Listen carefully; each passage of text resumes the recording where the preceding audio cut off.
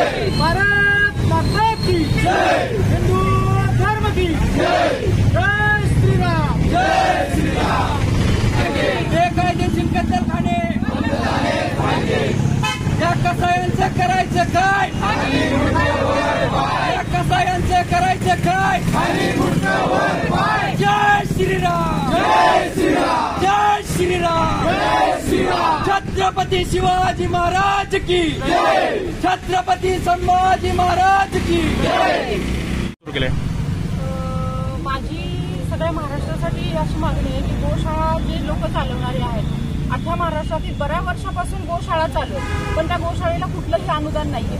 जर समजा शासनाने कायदा केला गोहत्या बंदीचा, तर त्यावेळेस कोणतं तरी बजेट साईडला काढलेलं असेल, सो ते बजेट आम्हाला त्यांनी सांगावं। नसेल तर आमच्या गोशाळेला प्रतिदिन प्रति गोवंश 100 रुपये यावे। जे प्राणी क्लेश समिती बऱ्याच दिवसापासून बंद पडलेली ती स्थापन करण्यात यावी।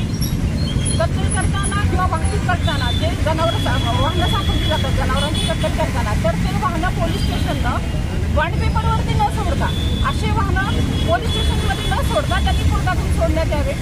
चौथी जी आमची मागणी की गोरक्षकावरती हल्ले होतात, तर ह्या गोरक्षकांना जसं प्राणी मित्र एक कार्ड आहे तसं गोरक्षा मित्र असं एक कार्ड द्यावं। एवढं साध्या साध्या 5 मागण्या, जर ह्या मागण्या पूर्ण नाही झाल्या तर आम्ही इथं मेलो तरी मेलो, पण आम्ही पोषण सोडणार नाही एवढी। आणि तुम्ही तुमच्या मार्फत मी शासनाला एवढं सांगू इच्छिते की प्रतिदिन प्रति गोवंश 100 रुपये शासनाने चालू करावे।